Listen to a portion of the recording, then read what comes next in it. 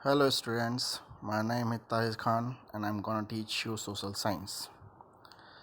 मैं उम्मीद करता हूँ कि आप लोग अपने अपने घरों में सेफ़ होंगे। तो आज पूरा भारत कोविड-19 से लड़ रहा है, तो समस्याएं तो बहुत है, लेकिन उस समस्या के बीच में हम अपनी पढ़ाई को डिले तो नहीं कर सकते। इसलिए सोशल साइंस को मैं पढ़ाने की तैयारी कर चुका हूँ और मेरी कोशिश जारी है कि मैं आपको सही तरीके से एक्सप्लेन कर सकूँ, बिकॉज़ आपका सिलेबस बहुत ज़्यादा बड़ा है, तो हम ज़्यादा इससे डिले नहीं कर सकते हैं। तो आपकी बुक, इसका नाम है India in the contemporary world 2, part 1 आप 9th क्लास में ऑलरेडी पढ़ चुके हैं। इसका फर्स्ट चैप्टर है the rise of nationalism in Europe, a very important chapter, जिसमें हम सीखेंगे कि नेशनलिज्म की एक्चुअली कंसेप्ट होती क्या है, नेशनलिज्म होता क्या है और नेशनलिज्म की शुरुआत किस तरह से हुई। तो अगर आपके पास में बुक है तो अच्छी बात है, अगर नहीं है तो आप PDF फाइल इसकी NCERT की वेबसाइट पर जाके आप डाउनलोड कर सकते हैं। तो जब आप बुक देखेंगे तो बुक के पहले इस चैप्टर के फर्स्ट जब शुरुआत होती है तो वहाँ पर एक फ़िगर दी गई है जो बहुत ही फेमस फिगर है, और ये एक मार्क के लिए और काफ़ी सारे क्वेश्चंस में पूछे जा सकते हैं MCQs में। इस फिगर को बनाया है फ्रेडरिक सोरो ने 1848 में। जब आप टाइटल पढ़ेंगे उस फिगर में तो वहाँ पर दिया है the dream of world wide democratic and social republics. अब ये जो वर्ड्स इसमें यूज़ किए गए, जो टर्म्स इसमें यूज़ किए गए, ये कोई नए टर्म्स नहीं है, आप 9th क्लास में ऑलरेडी पढ़ चुके हैं। फिर भी मैं आपको एक बार याद दिला दूँ, डेमोक्रेटिक का मतलब क्या होता है, रिपब्लिक का मतलब क्या होता है। उसके पहले मैं कुछ बैकग्राउंड आपको बता दूँ कि उस स्टोरी उस टाइम की है जब मोनार्की सिस्टम चल रहा होता है। मतलब अगर हम सिंपल भाषा में, सरल भाषा में कहें तो जहाँ पे राजा और महाराजाओं का शासन चल रहा होता है, कोई भी रूल्स नहीं है, कोई भी प्रिंसिपल्स है नहीं है, एब्सोल्यूट पावर्स जो होते हैं पूरी तरह से राजा के हाथ में होते हैं। बट अब जो जनता है, जो प्रजा है, वो उस शासन से ऊब चुकी है और उसको अपने अधिकारों के लिए वो लड़ रही है। तो इस पिक्चर में उस लड़ाई को दिखाया गया है। हम देख रहे हैं कि इस पिक्चर में जब आप गौर से देखेंगे तो काफ़ी सारे लोग मार्च करते हुए दिखाई दे रहे हैं और उन लोगों का ड्रेस कोड अलग अलग दिखाई दे रहा है। ये अलग अलग तरह का ड्रेस कोड इंडिकेट कर रहा है कि भाई ये जो लोग हैं वो अलग अलग रीजन से आए हुए हैं।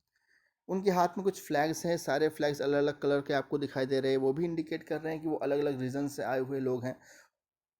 और वो एक स्टैचू के पास आके खड़े हुए हैं। अब गौर से देखेंगे, बुक में एक स्टैचू दिख रहा है। स्टैचू के एक हाथ में हम देख रहे हैं कि किताब है, एक बुक है, और एक हाथ में एक टॉर्च है। ये टॉर्च क्या है? ये टॉर्च का मतलब होता है एनलाइटमेंट, मतलब लोगों को जागृत करना। किस चीज़ के बारे में? उनके अधिकारों के बारे में, लिबर्टी के बारे में। और ये किताब जो स्टैचू के हाथ में है वो क्या है जिसको लोग फॉलो कर रहे हैं?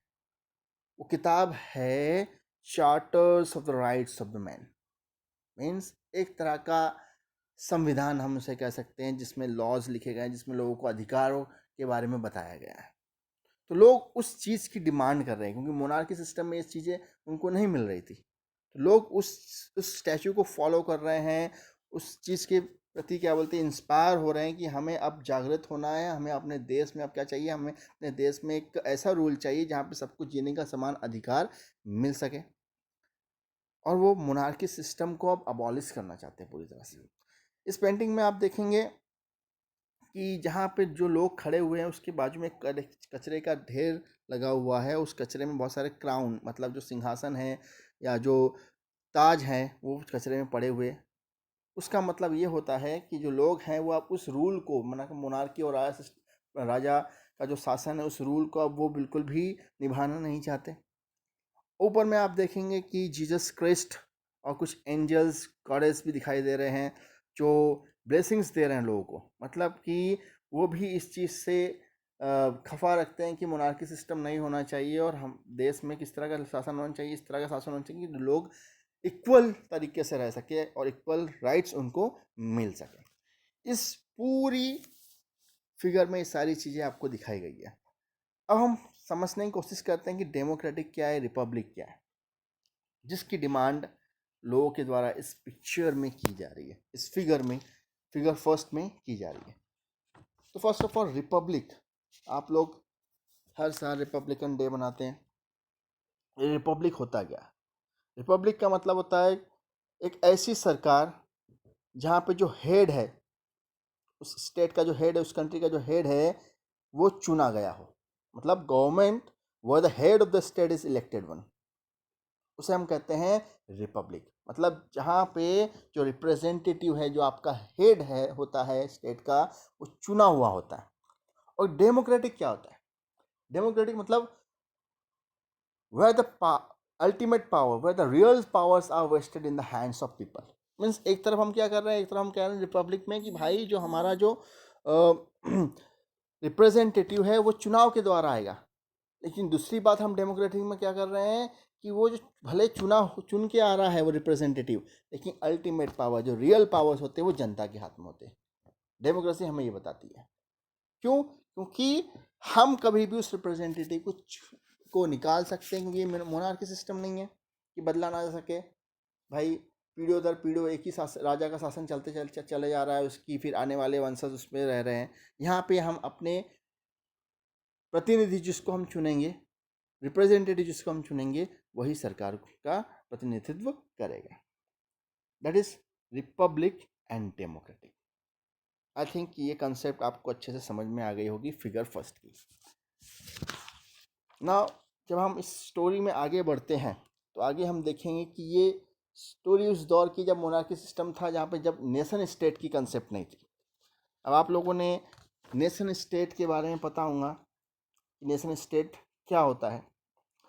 नेशन स्टेट वो होता है जहाँ पे एक कंट्री मान लीजिए, जहाँ पे कुछ छोटे छोटे स्मॉल साइज में लोग रह रहे हों और वो फील करते हैं दैट दे आर वन। जब उनमें वो फीलिंग आती है कि हम सब एक हैं, उसे हम कहते हैं नेशन स्टेट, जिसको आप लोग कंट्रीज के नाम से जानते हैं। But technical term nation state use किया जाता है। मैं आपको बताना चाहूँगा कि कहीं पे भी कंट्री टर्म का इस्तेमाल नहीं किया जाता। इवन आप जब भारत का संविधान पढ़ेंगे तो भारत के संविधान में कंट्री का इस्तेमाल नहीं होता, स्टेट का इस्तेमाल होता है। कंट्री का इस्तेमाल कहीं पे भी नहीं किया जाता है। तो नेशन स्टेट मतलब जहाँ पे लोग एकजुट होकर काफ़ी सालों से रह रहे हैं, जिनका कॉमन कल्चर है, लैंग्वेज है, और वो फील करते हैं कि हम यहाँ के निवासी हैं और हम यहाँ पे रह रहे हैं। उनमें वो फीलिंग आती है कि हम एक हैं। दैट इज, उसे हम कहेंगे नेशन स्टेट। अब हम जब चैप्टर में आगे बढ़ेंगे तो पहला जो पॉइंट इसमें कवर हो रहा है, that is French revolution and the idea of the nation. ये एक बहुत महत्वपूर्ण पार्ट है। इस पार्ट में कुछ पॉइंट्स हैं जो मैंने नोट करके रखे हैं ताकि आपको आसानी से समझाया जा सके। तो ये समझना ज़रूरी है। मैं चाहता हूँ कि जब आप इस वीडियो को देख रहे हो तो अपने सामने बुक को ज़रूर रेफ़र करें और उसको रखिए ताकि आपको बेहतर समझ में आ सके। First of all, French revolution started in 1789। 1790 में फ्रेंच रिवॉल्यूशन की शुरुआत हुई, which was the first expression of nationalism in Europe. मतलब कि जब हम यूरोपियन स्टेट्स की बात करते हैं जहाँ पे नेशनलिज्म, लोगों को अपने नेशनलिज्म के बारे में पता चला, उनको लगा कि हमको एक होना चाहिए और हमको हमारा एक संविधान चाहिए जिसके तहत हम अपनी गवर्नमेंट फॉर्म कर सके, उस गवर्नमेंट, उस लॉ के तहत, land of the law of the land के तहत क्या बोलते हैं, हम गवर्न हो सके। तो उसको पाने की, उस लिबर्टी ऑफ फ्रेटर्निटी को पाने की लड़ाई थी फ्रेंच रिवॉल्यूशन, जो 1789 में शुरुआत हुआ और जिसे हम नेशनलिज्म कहते हैं। जब लोगों को ये फील होना शुरू हो जाए कि वो एक है और वो एक तरह से जीना चाहते हैं और उनके साथ इक्वल बिहेवियर किया जाए, वो होता है nationalism. French people demanded abolishment of monarchy and establishment of democracy. Now what, जो फ्रेंच पीपल थे वो मोनार्की सिस्टम को अपने देश से हटा देना चाहते थे, अबॉलिश करना चाहते थे और प्रिंसिपल ऑफ डेमोक्रेसी को अपनाना चाहते थे। जैसे कि हमने अभी देखे कि डेमोक्रेसी क्या होती है कि भाई यहाँ पे रियल पावर्स होता है वो लोगों के हाथ में होता है। क्यों? क्योंकि हम अपने रिप्रेजेंटेटिव को चुन सकते हैं उस गवर्नमेंट में। इसलिए फ्रेंच मोनार्की सिस्टम को अबॉलिश करना चाहता है और डेमोक्रेसी को लेकर आना चाहता है। हम देखेंगे कि कुछ मेजर चेंजेस दिखाई देते हैं हमें इस रेवोल्यूशन के दौरान। जो फर्स्ट चेंज था वो क्या था? ला पाट्रे एंड ले सिटोयन एम्फोसाइज्ड। इट मीन्स ला पाट्रे का मतलब क्या होता है? ला पाट्रे का मतलब होता है फादरलैंड, जहाँ पर हम रह रहे हैं, और ले सिटोयन का मतलब सिटीजन। मतलब कि जिस लैंड पे हम लोग रह रहे हैं वहाँ के जो लोग हैं वो यूनाइट होके रहे और वो सबको इक्वल राइट्स मिले।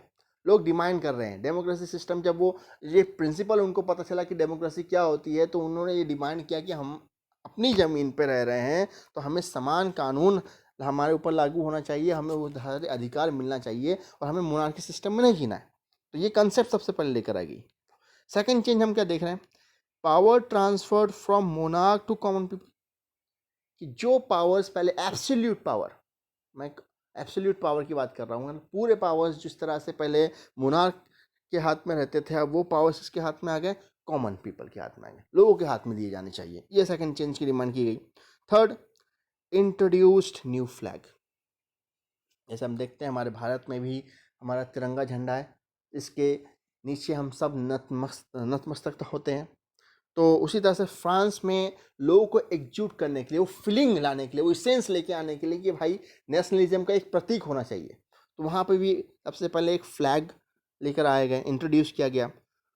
उसके बाद हम कैसे पहचानेंगे कि हम एक देश के रहवासी है? तो हमारा कोई हिस्टोरिकल बैकग्राउंड होना चाहिए, हमारा कल्चर होना चाहिए। तो कल्चर बहुत अहम रखता है। तो फ्रांस में भी जो लैंग्वेज थी, लैंग्वेज को आधार बनाया गया।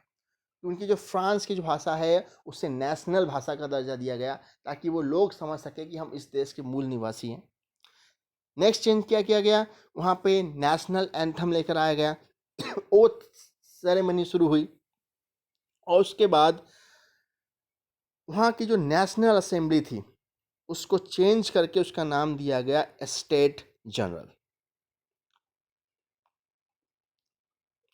स्टेट जनरल जो पहले हुआ करता था मोनार्की सिस्टम में, उसे नाम दिया गया नेशनल असेंबली। नेक्स्ट चीज़ की क्या की गई? इंटरनल जो कस्टम ड्यूटी थी बहुत ज़्यादा इम्पोज की जाती थी मोनार्की सिस्टम में, तो उस कस्टम ड्यूटी को पूरी तरह से एबॉलिश कर दिया गया। और उसके बाद nationalism idea taken abroad by French army. अब जब फ्रांस की जो आग थी, ऐसा कहा जाता था कि फ्रांस में अगर कोई छींकता भी था तो उसका जो इम्पैक्ट था, मैटरनिटी की एक कंसेप्ट, मैटरनिटी ने स्टेटमेंट दी थी। तो मैटरनिटी ने जब ये स्टेटमेंट दी तो मतलब फ्रांस में जब कोई छींकता भी है तो उसकी आग पूरे यूरोप तक फैलती है, ऐसा बोला जाता था। तो हम यही कहें, यहाँ पे इस स्टेटमेंट में कहा गया है कि जो फ्रेंच आर्मी थी, नेशनलिज्म का जो इसेंस है, उसका जो इम्पैक्ट है, उसको अब्रॉड तक लेकर कि नेशनलिज्म क्या है एक्चुअली में और किस तरह से ये लोगों को इन्फ्लुएंस कर रहा है। अब इसके बाद क्या हुआ? अब हमने देखे कि किस तरह से पहला चेंज हुआ कि जो लोग थे वो एकजुट हुए, नेशनलिज्म का इम्पैक्ट उन पर दिखाई दे रहा है, और मोनार्की को अबॉलिश करके यहाँ पर एक, जब हम कह रहे हैं कि भाई नेशनल असेंबली फॉर्म की गई, मतलब क्या कि वो एक डेमोक्रेटिक सिस्टम लेकर आने की कोशिश की जा रही है। लेकिन बाद में क्या हुआ? 1799 में नेपोलियन ने क्या किया? नेपोलियन ने सारे पॉलिटिकल पावर्स जो फ्रांस के थे वो अपने कब्जे में ले लिए, ठीक। और 1804 में उसने एक सिविल कोड दिया, जिसको हम नेपोलियनिक कोड के नाम से भी जानते हैं। अब ये सिविल कोड क्या होता है? सिविल कोड जिसके तहत ये जो फ्रेंच पीपल है वो गवर्न किए जाएंगे। उसके तहत, उस कोड के तहत उसने कुछ चेंजेस किए। वो चेंजेस किस तरह थे? स्टैब्लिश्ड इक्वलिटी बिफोर लॉ, कि हर व्यक्ति जो है कानून की नज़र में एक है, किसी के साथ भी डिस्क्रिमिनेशन नहीं किया जाएगा। There should not be any discrimination on the basis of caste, creed and race. Next चीज, राइट टू प्रॉपर्टी इम्पोज किया गया कि हर व्यक्ति का उसकी प्रॉपर्टी पे अधिकार रहेगा। फ्यूडल सिस्टम को अबॉलिश किया गया, ना व्हाट इज़ फ्यूडल सिस्टम, यह चीज़ आप लोगों के लिए कुछ नई नहीं है। फ्यूडल सिस्टम आप पहले भी इस चीज़ को पढ़ चुके हैं। फ्यूडल सिस्टम का मतलब होता है सामंतवादी प्रथा। देन फ्रीड पीजेंट्स फ्रॉम सर्वडॉम, मतलब जो गुलामगिरी की जो प्रथा थी, लोग पीजेंट्स को, जो साहूकार होते हैं वो गुलाम बना के रखते थे, उस सिस्टम को उसने बंद कराया। गिल्ड रिस्ट्रिक्शंस वेयर रिमूव्ड, मतलब guild system were removed. So guild system मतलब कि जो समाज और एक संघ, जो लोग एक साथ रह रहे हैं और उन पर जो रिस्ट्रिक्शंस लगे थे कि भाई आप ये नहीं कर सकते, आप वो नहीं कर सकते, कम्युनिटी लेवल पे उस रिस्ट्रिक्शंस को हटाया गया। ट्रांसपोर्ट एंड कम्युनिकेशन सिस्टम को इम्प्रूव किया गया। तो ये जो सारे पॉइंट्स आप देख रहे हैं ऊपर के इस वीडियो में, इसे हम कहेंगे कि पॉजिटिव इम्पैक्ट क्या था नेपोलियन कोड का या सिविल कोड का, जो नेपोलियन ने लेकर आया था फ्रांस के अंदर में। बट इसके कुछ निगेटिव इम्पैक्ट भी दिखाई दे रहा है कि भाई नेपोलियन ने टैक्सेस को इंक्रीज कर दिया, साथ साथ में सेंसरशिप लेकर आया कि न्यूज़ जो है वो इधर से उधर नहीं की जा सकती है, और उस मीडिया पे रिस्ट्रिक्शंस लेकर आया गया। Force to join French army, साथ साथ में जो लोग थे वो फोर्सफुली उनको मजबूर किया जाता था कि वो आर्मी ज्वाइन करें। तो ये जब निगेटिव पॉइंट्स हम पढ़ रहे हैं तो हमें देखने को मिल रहा है, तो कहीं ना कहीं ये फिर से मोनार्की सिस्टम की तरफ जाते हमें दिख रहे हैं। जहाँ पर हम जिस सिस्टम को बंद करके हम डेमोक्रेसी की तरफ लौटे थे, अब फिर से यही दौर आ रहा है और लोगों को फोर्सफुली जब किसी काम में दिया जा रहा है, मतलब कि लोगों को रिस्ट्रिक्शंस लेकर आया जा रहा है, तो वो मोनार्की सिस्टम की तरफ हम आगे बढ़ रहे हैं। तो इस सिस्टम को हटाने के लिए हम देख रहे हैं कि नेपोलियन कहीं ना कहीं सही भी था, कहीं ना कहीं गलत दिख रहा है। तो इस सिस्टम को हटाने के लिए हम देख रहे हैं कि जो कंट्रीज़ थी, यूरोपियन कंट्रीज़ थी, वो नेपोलियन के अगेंस्ट में थी। और 1815 के एक वॉर हुआ जिसका नाम था वाटरलू, जहाँ पे नेपोलियन के अगेंस्ट में प्रैप कंट्रीज़ खड़ी हुई थी। प्रैप हम कंट्रीज़ बोल रहे हैं या फिर रीजन्स बोल रहे हैं, क्योंकि उस टाइम पे कंट्रीज़ की डेफिनेशन, नेशन स्टेट की कंसेप्ट पूरी तरह से आई नहीं थी। तो प्रैप का मतलब होता है Prussia, Russia, Austria and Britain. ये कंट्रीज नेपोलियन के साथ वॉर लड़ रही थी, और ट्रीटी ऑफ वियना के साथ इस वॉर में जब नेपोलियन हार गया तो ट्रीटी ऑफ वियना हुई, जिसके साथ में बार्बन डायनेस्टी, मतलब जो ओ डायनेस्टी थी, पुराने सिस्टम, पूरी तरह से पुराना सिस्टम, मतलब एब्सोल्यूट मोनार्की वाला जो सिस्टम था, जहाँ पे किंग शासन होगा, मोनार्की सिस्टम होगा, उसे रिस्टोर कर दिया गया। मतलब अभी तक हम क्या देख रहे हैं कि नेशनलिज्म की शुरुआत तो हुई है, लेकिन पूरी तरह से कॉन्स्टिट्यूशनल जो डेमोक्रेटिक सिस्टम था वो अभी तक यूरोप में या फ्रांस में लागू नहीं हो पाया था।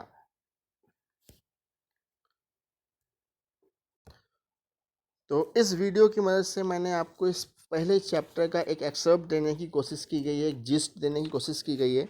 जब आप ये वीडियो देखें तो इसके पूरे पॉइंट्स आप बुक्स में जो दिए गए हैं उसे कवर करें, पढ़ें, और नेक्स्ट वीडियो में मैं इसके आगे का कंटिन्यू करूँगा। Thank you.